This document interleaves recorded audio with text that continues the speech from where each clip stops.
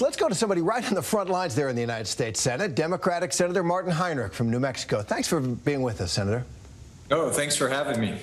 So the Republicans and the leader in the Senate, Mitch McConnell, they have a blanket objection to what this bill is about. They have essentially accused the Democrats, your party, trying to stage a federal takeover of the entire voting system. McConnell has said that claims of racism have been debunked, and he points to high African-American turnout last fall. So what's your response to that? Well, I think many of these state laws were in direct response to high African-American turnout last fall. And there is one party that is trying to consistently take voting access away from Black, brown, and young voters, because we saw in COVID, when you make it easy for people to show up to the polls, they do. And I think that is the threat, along with the sort of conspiracy Kool-Aid from Donald Trump, that has put the Republican Party where they are on fighting voting rights at the moment. Senator, what do you think of Senator Manchin's changes to this bill, including his proposal for voter ID requirements? Well, I think the devil's in the details there in terms of how you define it. If it's only a federal ID or a state-issued driver's license, that's something that a lot of my constituents in very rural tribal communities, et cetera, oftentimes don't have.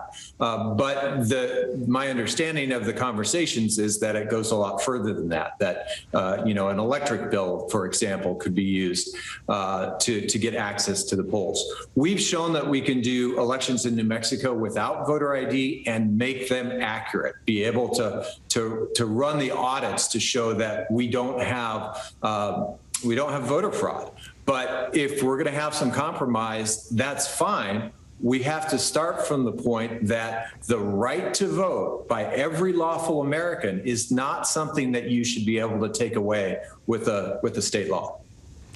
If this were just a party line vote, Senator, the Democrats would win. There's 50 Democrats, and the vice president would cast a decisive vote. But, of course, we're looking at the filibuster here. So Senator Sinema of Arizona, Democrat, she made news today with her op-ed in the Washington Post opposing the filibuster, pouring cold water on the idea that Democrats could get rid of those rules in order to advance their agenda. And here's what she writes. She writes, "My support for retaining the 60-vote threshold," that's the filibuster, "is not based on the importance of any particular policy. It's based on what's best for our democracy. The filibuster," she says, "compels moderation and helps protect the country from wild swings between opposing policy poles."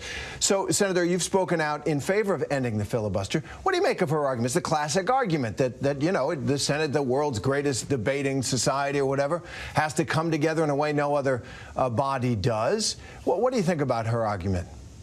You know, I just don't think it stands up to the moment or the facts of its impact today as it's being used in the United States Senate.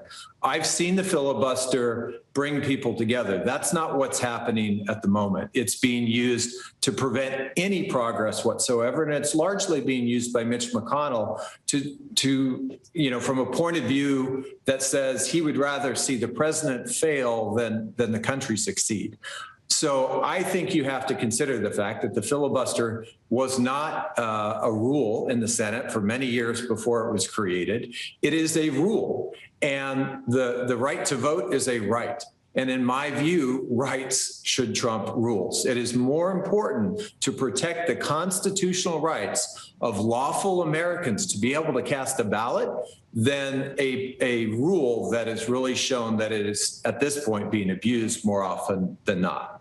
And Senator, regardless, today's vote is not expected to pass. Senator Schumer says he wants to hold the vote anyway to show Americans that, in his words, Republicans are actively making it harder for people to vote. Do you think this time would be better spent working on legislation that does stand a chance of passing? I think everyone around here could walk and chew gum at the same time. I will say this is an existential issue, and we know where the Republicans stand. We know that they're going to fight even having this debate because they don't want to have this debate. But I believe this is round one in a long boxing match. And I think the American people can see from this debate who's on what side. My view is get caught trying, but we're going to come back. And I actually think that the days of the filibuster, irrespective of my colleagues who I respect, the days of the filibuster is numbered.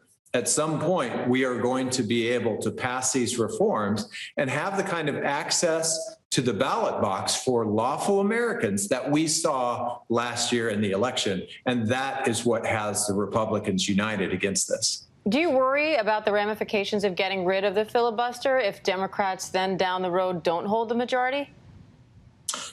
Look, it will cut both ways. There's no doubt about that. But elections should have consequences. And I have served in city council, I've served in the House of Representatives, and I've served in the Senate.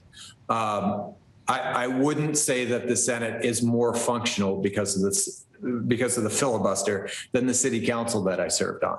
So I think this is a debate we need to have. And the American people and my constituents in New Mexico expect us to deliver results. And the filibuster is keeping us from delivering results. All right, New Mexico Senator Martin Heinrich, we appreciate your time today. Thank you. Great to be with you.